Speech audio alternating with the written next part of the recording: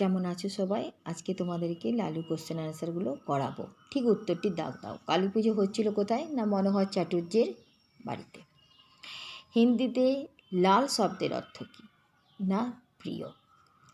ইষ্টনাম জপ করতে ব্যস্ত কে ছিল? মনোহর চাটুর্যে। বলি দেওয়ার রীতি কটা ছিল? দুটো পাঠা। সব তার চালাকি। এখানে চালাকি কার ছিল? এখানে চালাকি ছিল লালুর। কোশ্চেনটা দিয়েছে সে পেটে ব্যথায় অচেতন। কে পেটে ব্যথা অচেতন? না কামার। অর্থাৎ এখানে বলবো বলির ঘাতকের পেটে ব্যথা হচ্ছিল। সাহস ছিল তেমনি অপরিসীম।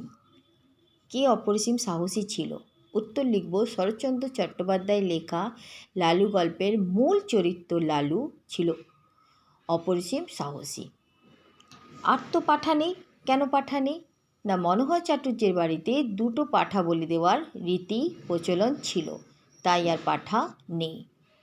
এখানে পুরুত গেল কোথায়? পুরোহিত মশাই কোথায় গিয়েছিলেন? পুরোহিত মশাই লুকিয়েছিল প্রতিমার আড়ালে। আরেকটা কোশ্চেন আসে গুরুদেব কোথায় লুকিয়েছিল? না গুরুদেব লুকিয়েছিল ঠাকুর দালানের একটা মোটা থামের পিছনে। মানুষের সঙ্গে নামের সঙ্গতি কদাচিৎ মেলে। কার নামের? লালু। সেই মিল কি? না লালু সেই মিল হচ্ছে লালু শব্দের অর্থ হচ্ছে প্রিয়, তাই সে সকলের প্রিয় পাত্র ছিল, এটাই মিল। দেবীর পুজো কেন পণ্ড হয়ে যাচ্ছিল? না বলি দেওয়ার জন্য সময় মতন ঘাতক উপস্থিত হতে পারেনি, কারণ সে পেটে ব্যথায় অচেতন ছিল, তাই দেবীর পুজো পণ্ড হয়ে যাচ্ছিল। সে আদেশ অমান্য করার লালুর নেই, মানে সে আদেশ অমান্য করার লালুর সাধ্য নেই। কার আদেশ অমান্য করার সাধ্য এখানে লালুর নেই? না তার পিতার আদেশ।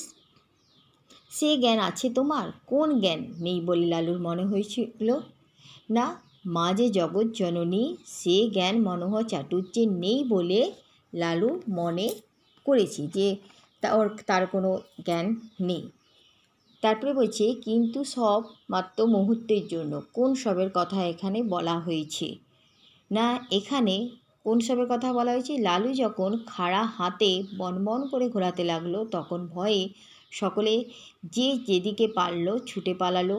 কেউ পড়ছে গিয়ে গড়িয়ে, কেউ পড়ছে হামাগুড়ি দিয়ে, কারোর পায়ের ফাঁকের মধ্যে মাথা গলিয়ে বেরাবার চেষ্টা করছে, আবার কারোর গলার চাপের মধ্যে দম বন্ধাবার আটকাবার প্রচেষ্টা করছে। এখানে এই প্রশ্নের উত্তরটা এখানেই আছে। এই যে কেউ পড়েছে গড়িয়ে, এখান থেকে এত দূর লিখলেই হবে। তারপরে বলছে লালু কেমন ছিল, মানে লালুর চরিত্রটা কেমন ছিল? না লালু ছিল অত্যন্ত সাহসী, তার গায়ে ছিল অসাধারণ জোর। জিমন্যাস্টিকের আখড়ায় লালুর সমকক্ষ কেউ ছিল না। সবার বিপদে সে সকলের আগে এসে উপস্থিত হতো, এবং তার একটা মারাত্মক দোষ ছিল, কাউকে ভয় দেখাবার যদি সুযোগ পেত সে কিছুতে নিজেকে সামলাতে পারত না। তারপরে যে সব তার চালাকি। কে কি চালাকি করেছিল? না শরৎচন্দ্র চট্টোপাধ্যায়ের লেখা লালু গল্পের লালু চালাকি করেছিল। তার এরকম করার কারণ কি? না এরকম করার কারণ সে পাঠা বলি দিতে রাজি না থাকা সত্ত্বেও তাকে পাঠা বলি দিতে হয়।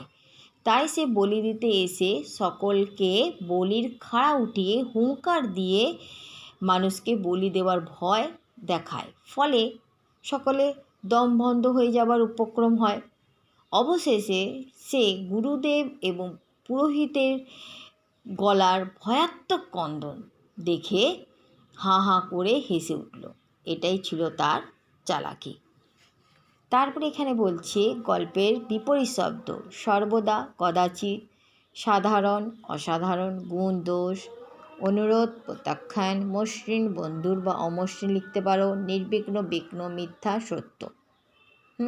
ভাবনা, কোনো কিছু কাজ ভাবনা চিন্তা করে করতে হয়। কোনো কিছু আবার লিখতে পারো কোনো কাজ করার আগেই ভাবনা চিন্তা করে করতে হয়। অপরিসীম, লালুর গায়ে জোর ছিল অপরিসীম, লালুর বদলে অন্য কারোর নাম দিতে পারো। পণ্ড, আমাদের বাড়িতে কালী পুজো পণ্ড হয়ে গেল ঝড় বৃষ্টির জন্য। আমরা সবাই এক জায়গায় সম্মিলিত হয়ে গল্প করি, মানে এক জায়গায় জড়ো হয়ে গর্জন। তোমরা লিখতে পারো যে ভয়ঙ্কর বৃষ্টিপাতের গর্জন, আমার গভীর রাতে ভয়ঙ্কর বৃষ্টির গর্জনে আমার ঘুম ভেঙে গেল। গর্জন মানে আওয়াজ, যে কোনো আওয়াজ দিয়ে তুমি তোমার মতন করতে পারো।